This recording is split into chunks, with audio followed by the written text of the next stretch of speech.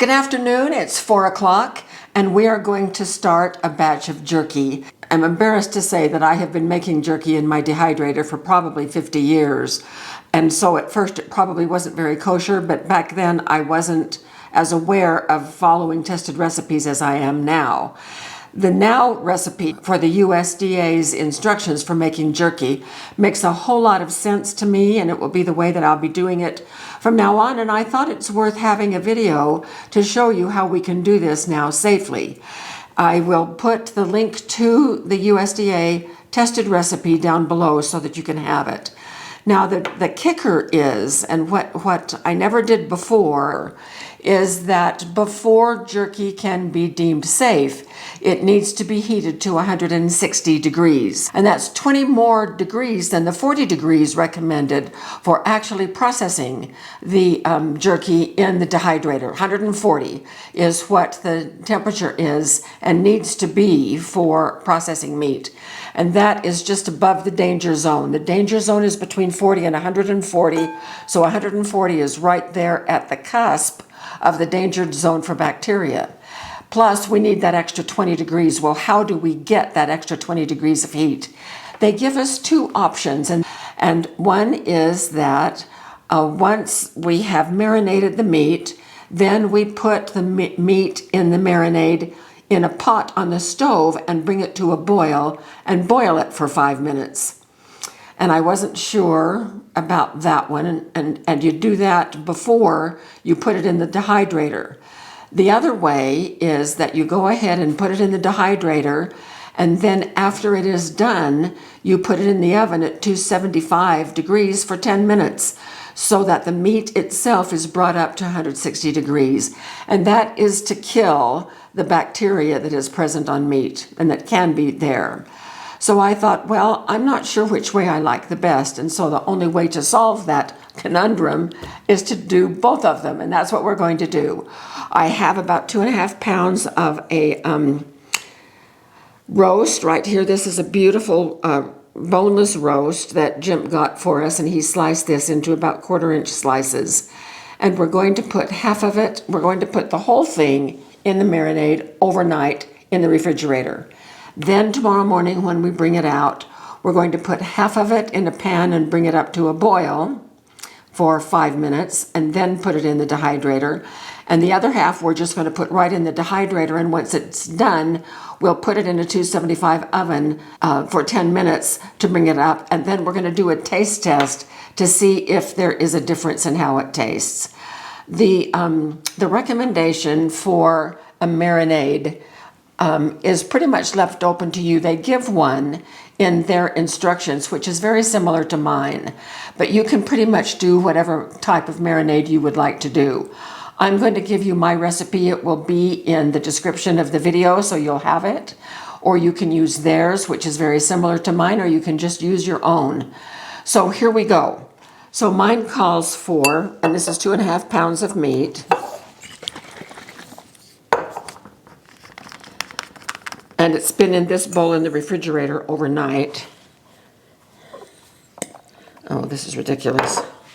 I need a cup of this, so I'm going to take this little thing off.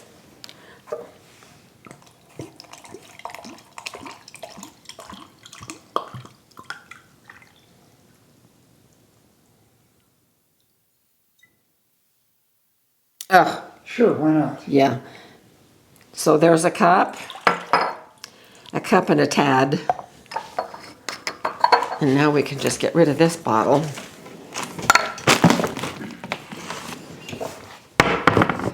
And a cup of soy sauce.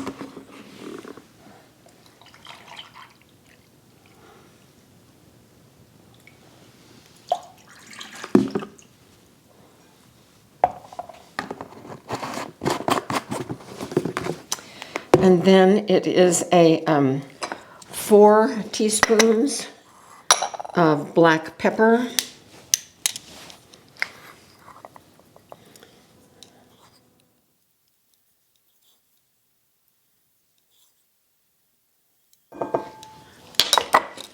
And no salt, because there's plenty of salt in the soy sauce and the Worcestershire sauce. And 2 teaspoons of liquid smoke. And I have always preferred Wright's liquid smoke, 2 teaspoons.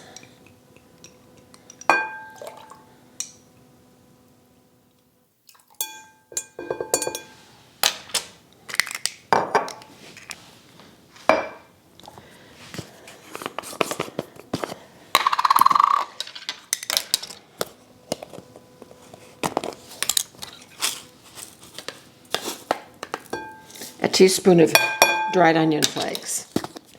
And that is it. Now I'm stirring this together.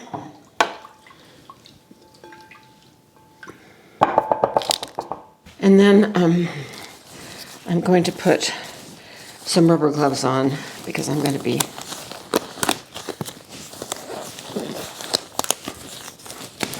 pushing the meat right down into that sauce. And so this is, Jim cut this against the grain. So here's another one. So our pieces are going to be like this, broad and flat. He cut this against the grain, and the instructions say that you can do it either way. You cut it against the grain if you want it easier to bite. You cut it with the grain if you want to bite and pull to get a bite. So we're going to do it, which is easiest for us to eat afterward. So I'm just going to keep piling these in and dunking them under the sauce to be sure everything is completely covered in the sauce. So we'll be back in a minute. All right, we're just getting to the end.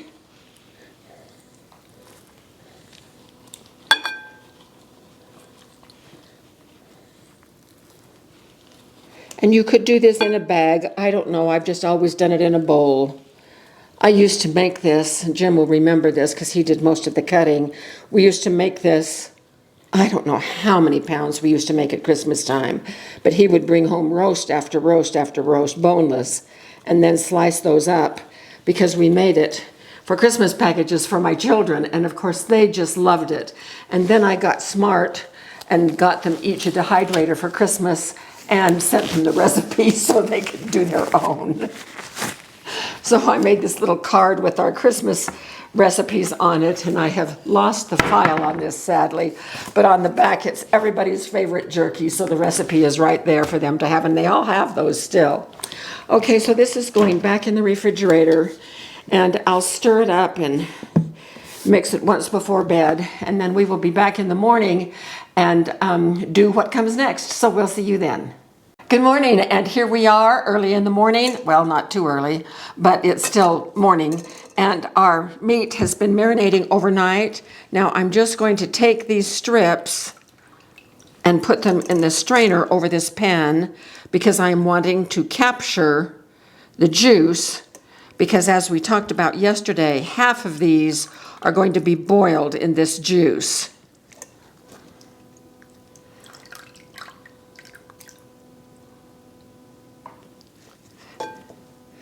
I just want to sort of get a look here so that I can eyeball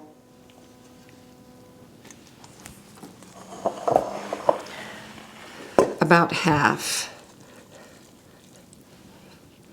Okay. I think that's about half enough anyway. Okay, so I'm going to put these down in this pan.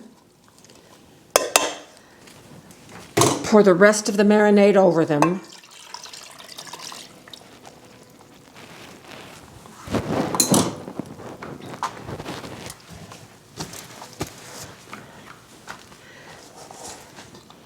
And we are going to put them over on the stove so they can boil for 5 minutes. So I'm going to do that. And while those are boiling, these have... I don't want to put paper towels on these because I want the marinade to stay in place, but I don't want them too drippy either. Okay, so I'm going to put these out here on the tray.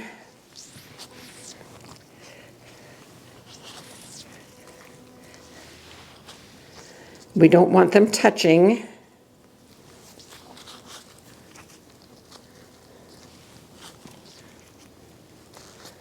Even little tiny ones are wonderful. Okay, so we have about 2 trays of the ones that we are going to later put in the oven to get up to 160. So when the ones that are boiling for 5 minutes are done, we'll bring you back and we'll load the trays with the boiled ones. So we'll see you in just a couple of minutes. All right, here it is. So I'm just going to bring it out of the boiling marinade and let it sit in the strainer for just a minute. I don't think I'm liking the texture on this one very well. It's like boiled meat. And these strips are so small, so thin, that I wouldn't be surprised if the meat is actually cooked all the way through. Okay, now the recipe says to discard the marinade, so that's what we're going to do. Okay.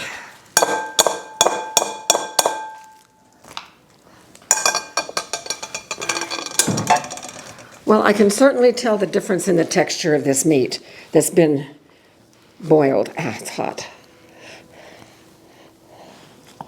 I don't know if you can see it on the camera, but I can certainly see it here. So we're going to go ahead and put these out.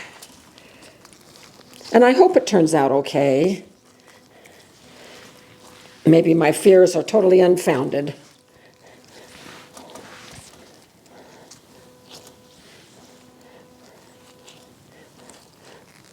So all commercial jerky has to meet that USDA, the FDA requirements, which is to get it up to 60 before it can be packaged and sold. So this did turn out to be pretty much half.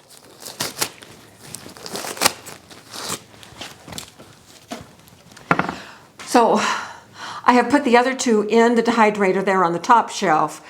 These were boiled, so they're going on the bottom. So I remember the B. So boiled on the bottom and the other on the top. So we're just going to take these 2 over there now, put them in, and we'll get it started.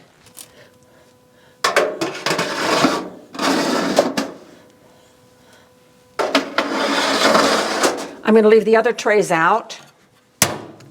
So our time is 10 hours. I'm going to up that. I have no idea how long it's going to take, so I'm going to give it 20 hours. It won't take that long. Then for the temperature, 167, we're going to go down to as close to 140 as we can get. There it is, and we're going to start.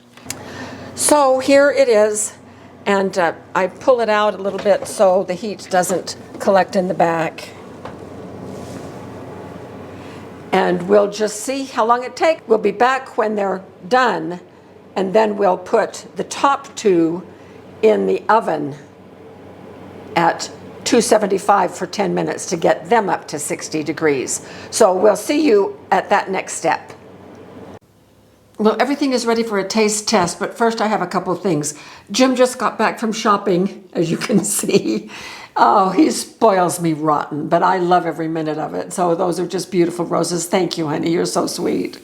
I also wanted to just let you know I downloaded and printed out the recipe so that you can see it from the USDA.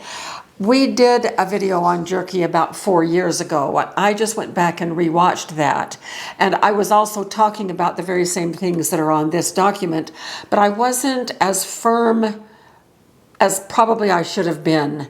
And I wanted, this video really sticks to this, plus in my research I found another document that substantiates the science behind this. And so I'm going to put the link to that other one. I do a huge batch in that other one, and it is with our previous dehydrator, so you'll see a little bit different machine that you can use for that. This is a very small batch. I did a huge batch on that other video. But we are ready now to do our taste test. And even though I talk about in that other video the 2 ways that the USDA suggests, which is what we did today, I didn't do either one in that video, but we did in this one just so that we can be sure that we're going to be safe. So here are the results. Right here I have the both trays together on one tray of the one that was boiled first. And as you can see, they look really, really ugly. It looks to me as if some of the marinade washed out of part of the meat while it was boiling. These are also very, very dry, very firm. It only took 6 hours to run the whole process, a far cry from the 20 that I plugged in. So it had been a while since I had done jerky, so I wasn't sure. But I usually don't look for a set time on any of my batches anyway. I just keep checking them, and when they're done, I stop it. So these are the ones that have been now pulled out of the oven, and they're cool. They're all cool now. I put these in the oven for 10 minutes at 275. So we know that these both are completely safe. But which one would you rather eat?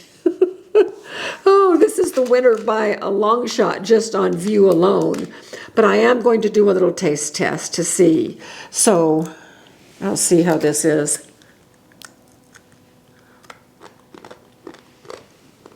And you can probably hear this is crunchy.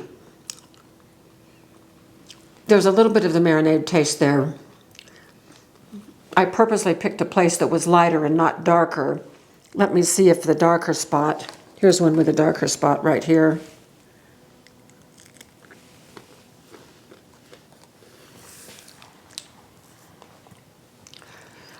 I don't care for the texture on this one. It's not what I have targeted as the preferred texture in all the many, many times that I have done jerky. It's too dry, and the taste just isn't there. But we'll probably end up eating it. I'm not going to waste that much beef. So let's try this one. Now, the heating in the oven did render a little bit more of the fat in the meat, so these are a little bit more greasy. But that's okay too.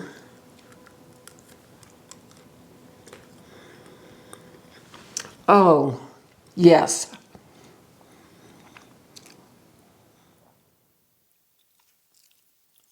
This is very much more like the end result of what I have always done. This is no contest for me. From now on, when I make jerky, I will be using this method to dehydrate it as usual and then stick it in the oven for 10 minutes at 275 because it's just almost exactly the way I usually always make jerky. It looks better, the texture is better, it tastes better. So this is by far our winner. Now, one of the things I wanted to call your attention to on this recipe is that for those of you that are hunters and like to make jerky, first of all, it says this, raw meat, and that's raw meat of all kinds, not just wild meat, but raw meat, can be contaminated with microorganisms that cause disease. These harmful bacteria can easily multiply on moist, high-protein foods like meat and poultry and can cause illness if the products are not handled correctly. And that is why it is very important that we stick to the rule to get these up to 160 degrees to destroy those microorganisms. And then for those of you that are hunters and will do wild game, when preparing jerky from wild game, it is important to remember that the wound location and skill of the hunter can affect the safety of the meat. So there's a whole paragraph here on what to watch out for and how to handle the area around the wound and to be very, very careful if it happens in a certain way. So be sure that you look at that paragraph if you are doing wild game. Now, one of the meats that are mentioned here is chicken. Although it does say that chicken, for most people's tastes, does not do well at jerky at all. Other meats do. But chicken is not the best choice. I have never done chicken or turkey jerky for that. Turkey jerky. That's kind of a cute name. That's really bad. Turkey jerky. I have never done poultry at all. Our preference, of course, is beef, and this is what we will stick to. So what I am going to do, so these are the pieces that I have tasted. I'm putting them aside. I'm just going to drop these pieces in this jar. Now, if I were going to, this jerky, you can see it has fat in it still. It's not going to last a really long time on the shelf. This is not a 30-year product. not by a long shot. And besides, in our family, this jerky won't last long at all. But this is enough of a protection for it for a month, but it'll be gone before a month is out. I could also vacuum seal it if I wanted to, but that fat is going to go rancid pretty quickly. So this is just a peanut jar that I took the label off of, and it's a handy little container for the jerky. So I hope this is useful for you, and remember, anytime that we do a repeat video like this one, the best information is always in the newest video, and that would be this one compared to the one that we did 4 years ago. So this is a great food to have on hand for these times in which we live.